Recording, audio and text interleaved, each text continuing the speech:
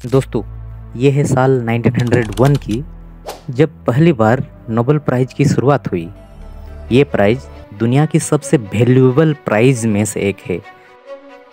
Year 1895 की उनकी वसीयत के अनुसार ये प्राइज़ उन लोगों को दिया जाता है जिन्होंने पिछले वर्ष मानव जाति को लाभ प्रदान किया है।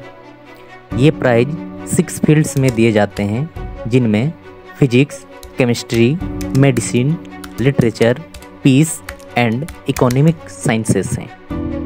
ये हैं अल्फ्रेड नोबेल। इन्होंने ही डायनामाइट की खोज की थी और 1901 में पहली बार नोबेल प्राइज W.C. रोंटगेन को दिया गया था एक्सरे की खोज के लिए। अब आते हैं 2023 में, यानी इसी साल फिजिक्स के फील्ड में 3 साइंटिस्ट्स का नाम लिया गया जिनको नोबेल प्राइज़ दिया जाएगा। इनका नाम है पियरे एगोस्टिनी, फ्रैंक क्रोस्ज और any L wheeler.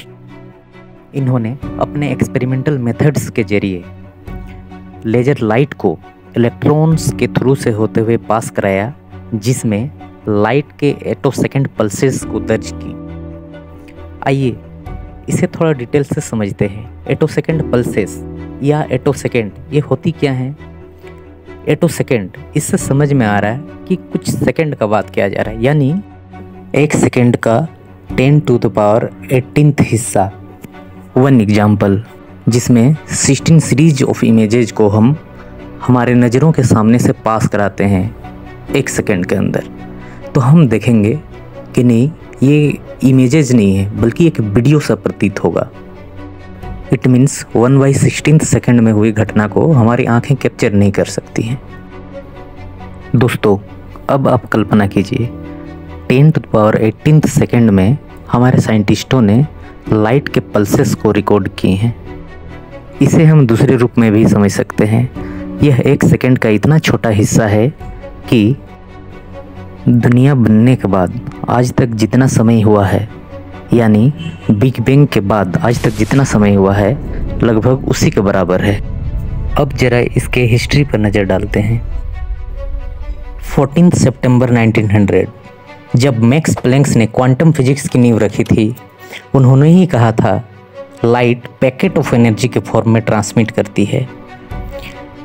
Quantum physics ये फिजिक्स का वह हिस्सा है जिसमें बहुत छोटे छोटे कण जैसे molecules, atoms, electrons, proton, neutron जैसे सब एटॉमिक पार्टिकल का स्टडी किया जाता है, जिसमें नोबेल प्राइज विनर्स द्वारा लेजर लाइट और इलेक्ट्रॉन्स के इंटरेक्शन से होने वाले चेंजेज या पल्सेस को दर्ज की गई हैं।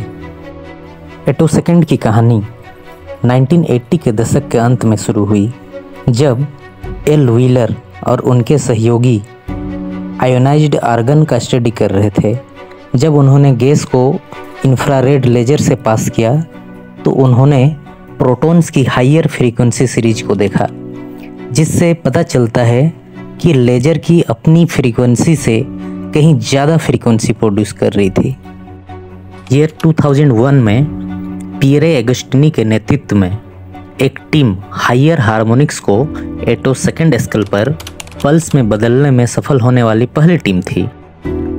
फिर 2003 में एटोसेकेंड स्ट्रिकिंग और एटोसेकेंड पल्स की टाइम पीरियड को मापने की एक टेक्नोलॉजी साइंटिस्टों की एक इंटरनेशनल टीम द्वारा डेवलप की गई। क्वांटम लेवल में कुछ छोटी छोटी इंसिडेंट्स हैं जिसे हम एटोसेकेंड में मेजर कर सकते हैं, जैसे 0.247 attoseconds travel time of a photon across the average bond length of molecular hydrogen. Second, 24 attoseconds, the atomic unit of time. Third, 43 attoseconds, the shortest pulse of laser light yet created.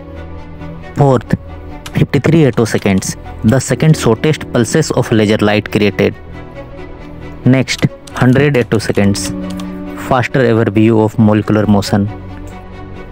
Last, 320 attoseconds, estimated time it takes electrons to transfer between atoms.